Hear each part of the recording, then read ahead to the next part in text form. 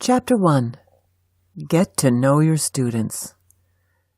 The first step in becoming a favorite teacher is getting to know your students. Think back to your own favorite teachers from elementary, middle, and high school. What was it that made those teachers special? I guarantee the teachers that come to mind are those whom you believe truly cared about you, not only as a student, but as an individual. They took the time to learn your quirks, your likes and dislikes. They asked you how you and your family spent long holiday weekends, and they paid attention while you droned on and on about the good or bad times you had. These teachers knew you. Knowing your own students will cause them to conjure your image someday when they're asked, "Who were your favorite teachers?" Learn and memorize their names. One of the saddest things I inevitably hear at the end of each school year is that a colleague still doesn't know his or her students' names. I'm not talking about the brief blips we all experience in which you fail to call a student by his or her actual name, nor am I talking about those moments where you have 15 other details that must be recalled at the exact time a student's name briefly vanishes from your brain. I'm angry and frustrated when I overhear a colleague admit that he or she doesn't know students' names. It breaks my heart when students tell me, "Mrs. X doesn't even know my name." Prior to the start of each school year, I review the rosters for each of my class periods. If I'm teaching a grade level different from the year before, I may be lucky enough to have some repeat students, but I usually see many new names on my list. Unless these students are new to the district, their school pictures should be on file. Use these to study your students' names, a la flashcards, before the school year even begins. For the first full week, I use the roll call format for taking attendance.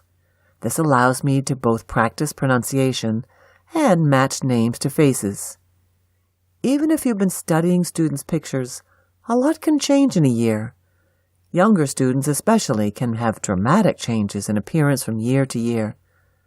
Take this time to ask students whether they go by a nickname or shortened version of their name.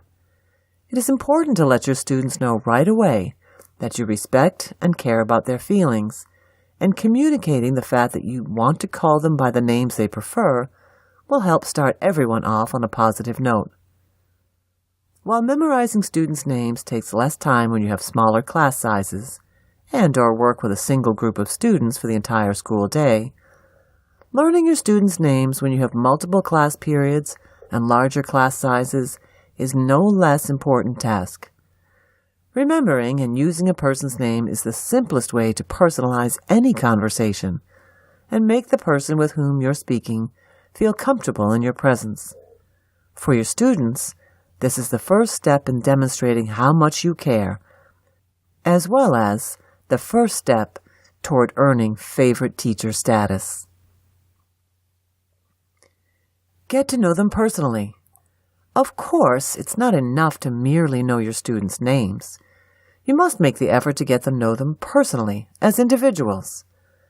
Just as you remember your own favorite teachers doing, you must pay attention to your students' likes and dislikes, listen to never-ending stories about their siblings and pets and vacations, and show concern and understanding for the hardships your students face. Yes, even the seemingly trivial ones. During the first week of every school year, I ask my students to write me a letter. The contents of the letter are largely left up to the individual student, but I give them suggestions which include, what did you and your family do over summer break?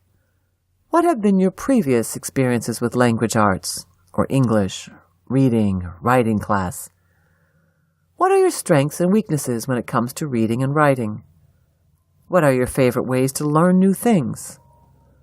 What do you expect from me as your new teacher this year? Is there anything else you would like to share with me so that I can get to know you better? I read and respond to every single letter with a letter of my own. For teachers with multiple class periods, this might take a while. It generally takes me a month or two before I've responded to each letter. Once all my letters are written, I hand them back to my students all at once.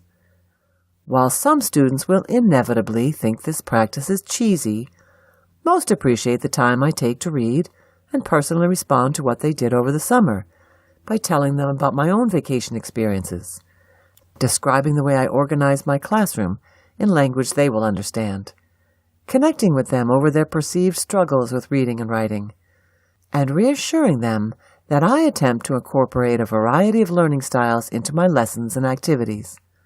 I end each letter by explaining that my door is always open, students are always welcome to stop in with questions about class, or to simply chat about whatever it is they have going on.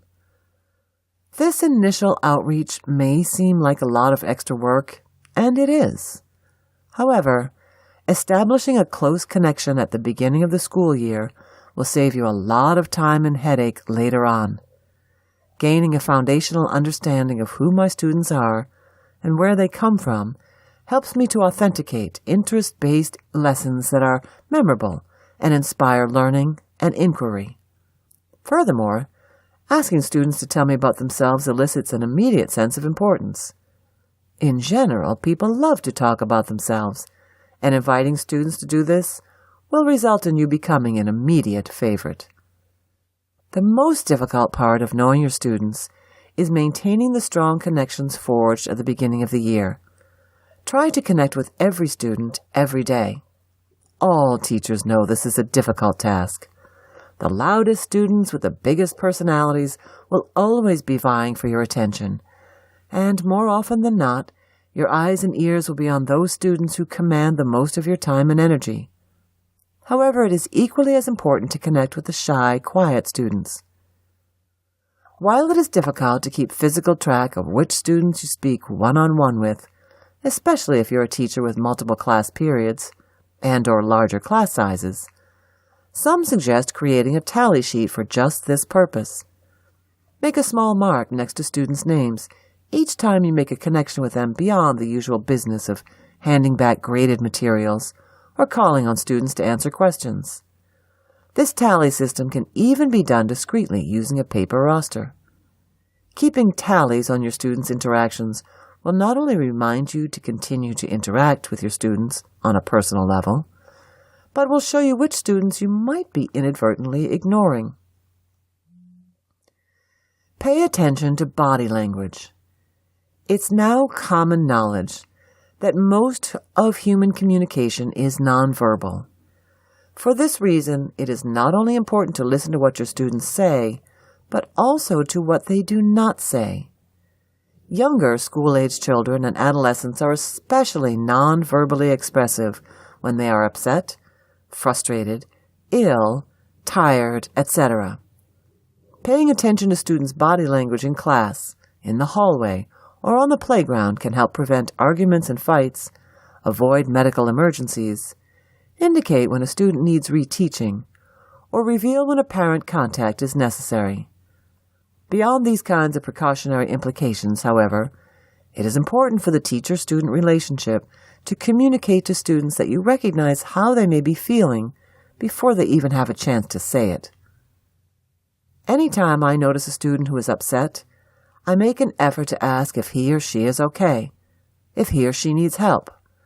Sometimes students' only response is the proverbial, "I'm fine."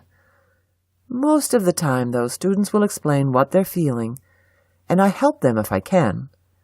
It's been my experience that, even for those students who are unable to let me in, the mere acknowledgement of their situation has a positive effect on the teacher-student relationship.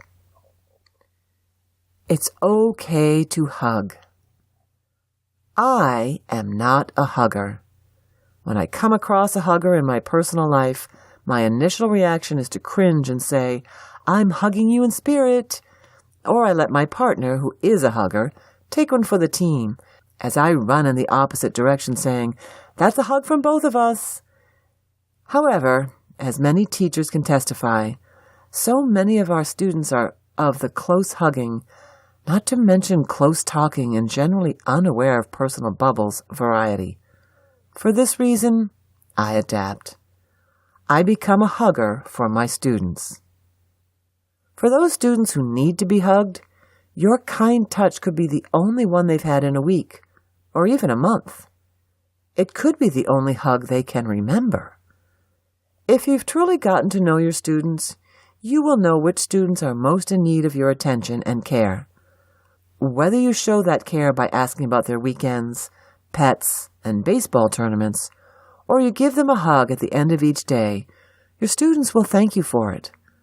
When my students know I care about them beyond their academic performance, I become an immediate favorite.